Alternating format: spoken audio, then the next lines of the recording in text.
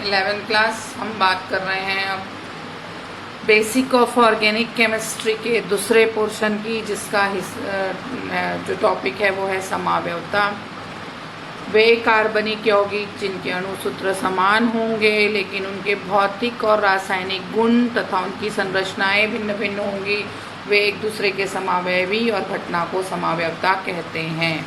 जैसे कि एग्जाम्पल के लिए आपको दिया है ये C2H6O, ये क्या हुआ, अणुसूत्र हुआ। इससे आप दो यौगिक बना सकते हैं, एक तो C2H5OH अल्कोहल बना सकते हैं और एक आप बना सकते हैं ईथर CH3OCH3। ये दोनों यौगिक जब आप बनाएंगे तो दोनों यौगिक एक दूसरे से भिन्न दिख रहे हैं, अणुसूत्र समान है लेकिन व्यवस्था, भौतिक और रासायनिक गुण सब भिन्न भिन्न है। इसी को हम समावयवता कहते हैं। समावयवता मुख्यतः दो प्रकार की होती है, एक होती है संरचनात्मक समावयवता, दूसरी होती है त्रिविम समावयवता। त्रिविम में इस साल आपको दो समावयवता पढ़नी है, एक 12th में पढ़ेंगे ऑप्टिकल आइसोमेरिज्म। संरचनात्मक के बहुत सारे प्रकार होते हैं, तो ये हम समावयवता का वर्गीकरण कर रहे हैं। संरचनात्मक का पहला प्रकार है श्रृंखला, फिर स्थान है, फिर क्रियात्मक समूह है, फिर वलय श्रृंखला है, फिर मध्यावयवता है और फिर चलावयवता है। और उसी तरह जो त्रिविम समावयवता है उसके हमको तीन प्रकार पढ़ने हैं, प्रकाश की, ज्यामिति और संरूपण। जहाँ पे आप ज्यामिति और संरूपण इस साल पढ़ेंगे, प्रकाश की जो है वो अगले साल 12th में पढ़ेंगे। ओके, तो श्रृंखला समावयवता से हम शुरू करते हैं। वे यौगिक जिनके अणुसूत्र समान हो C4H10 ब्यूटेन लेकिन उनके कार्बन की जुड़ने की श्रृंखला भिन्न भिन्न हो तथा उनके भौतिक और रासायनिक गुण भी भिन्न भिन्न हो, उन्हें श्रृंखला समावयवी और घटना को श्रृंखला समावयवता कहते हैं। देखिए C4H10 से एक सीधी श्रृंखला मिल रही है जिसको हम ब्यूटेन कहेंगे, मैं आपको नामकरण में सिखा चुकी हूँ। और ये 1, 2, 3 कार्बन में ये मेथिल लटका हुआ है, ये श्रृंखला बन गई, इसे हम आइसोब्यूटेन या 3-मेथिल प्रोपेन कहेंगे। इस तरह से ये समावयवता श्रृंखला समावयवता कहलाएगी, जिसका एक एग्जाम्पल आप पेंटेन में भी देख सकते हैं। देखिए ये पेंटेन, नॉर्मल पेंटेन, आइसोपेंटेन और नियोपेंटेन। तो आप मिनिमम 1 से 2 एग्जाम्पल याद रखेंगे, तब आपको समावयवता बहुत अच्छे से समझ में आएगी। दूसरी समावयवता है स्थान समावयवता। वे यौगिक जिनके अणुसूत्र समान होंगे लेकिन उनसे जुड़ने वाले क्रियात्मक समूहों का स्थान भिन्न भिन्न होगा, भौतिक और रासायनिक गुण भी भिन्न भिन्न होंगे, उन्हें हम स्थान समावयवी और घटना को स्थान समावयवता कहते हैं। C3H9N है ना, ये अणुसूत्र हुआ। देखो पहला बना रही हूँ मैं CH3 CH2 CH2 NH2। अब आप क्या करोगे, जोड़ के देखोगे कि ये है कि नहीं। तो देखो 1, 2, 3 कार्बन दिखा, 3, 2, 5, 2, 7, 2, 9 हाइड्रोजन दिखा और 1 नाइट्रोजन। ये आपको हर बार चेक करना है। तो ये 1 अमीनो प्रोपेन बना, यहाँ पे इसको 2 अमीनो प्रोपेन में बदल दो, तो ये क्या हुआ, स्थान में परिवर्तन हो गया। इसलिए इस समावयवता को हम स्थान समावयवता के नाम से जानते हैं। आप यहीं पे अमीन की जगह क्लोरीन ले सकते थे, ब्रोमीन ले सकते थे, आयोडीन ले सकते थे, NO2 समूह ले सकते थे, है ना, जो आप चाहें, जिस भी चाहे। और डबल और ट्रिपल बॉन्ड में भी ये समावयवता बन सकती है। तो जितने मैक्सिमम एग्जाम्पल आप बना सकते हैं बनाइए।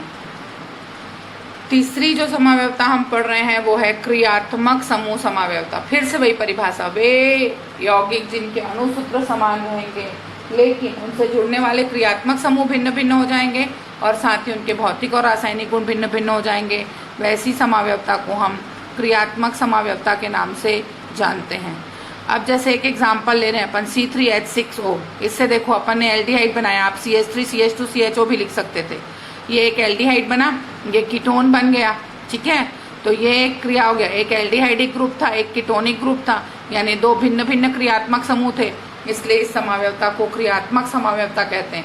पहला एग्जाम्पल मैंने और बताया था C2H6O में, ये देखिए एक ईथर बन रहा है और एक अल्कोहल बन रहा है ये वाले सूत्र में। तो बस क्रियात्मक समूह बदलेंगे, उसी समावयवता को हम क्रियात्मक समावयवता के नाम से जानते हैं।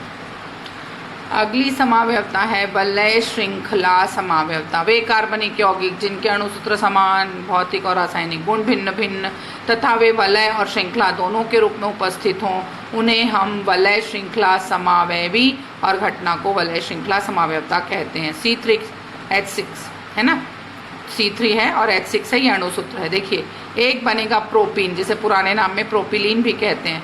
1 2 3 कार्बन गिन लीजिए, 3 4 2 6 हाइड्रोजन है और 3 कार्बन है।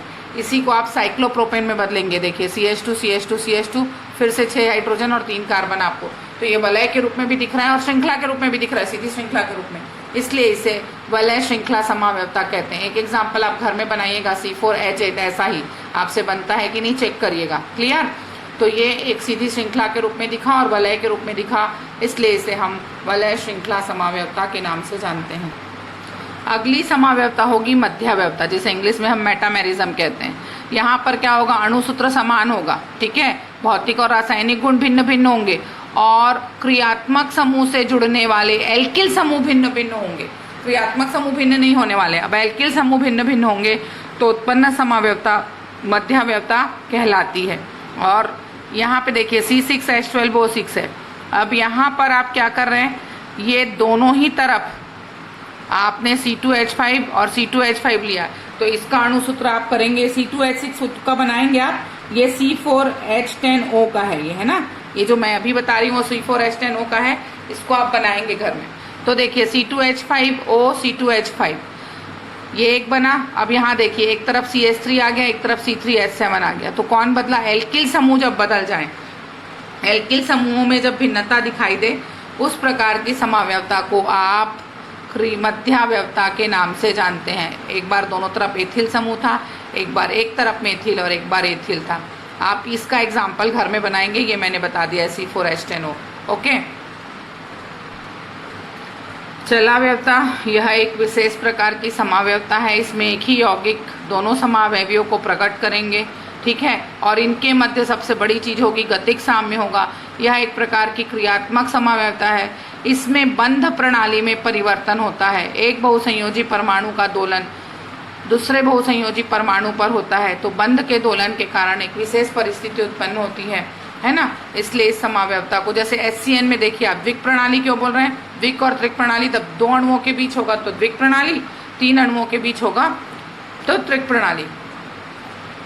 देखिए HCN पहले C और N से जुड़ा है, C से जुड़ा है H, अगली बार ये गतिक साम्य का चिन्ह आया, अब जो H है वो N से जुड़ गया। अब बहुसंयोजकता कैसे बोलेंगे, कार्बन की संयोजकता होती है 4, नाइट्रोजन की होती है 3, तो एक बहुसंयोजी परमाणु से दूसरे ये एक बहुसंयोजी परमाणु पर जुड़ा था हाइड्रोजन, दूसरे बहुसंयोजी परमाणु पर हुआ दोलन, तो एक बहुसंयोजी परमाणु से दूसरे बहुसंयोजी परमाणु पर हाइड्रोजन के दोलन के कारण उत्पन्न समावयवता को हम कौन सी समावयवता कहते हैं, चलावयवता, टॉटोमेरिज्म।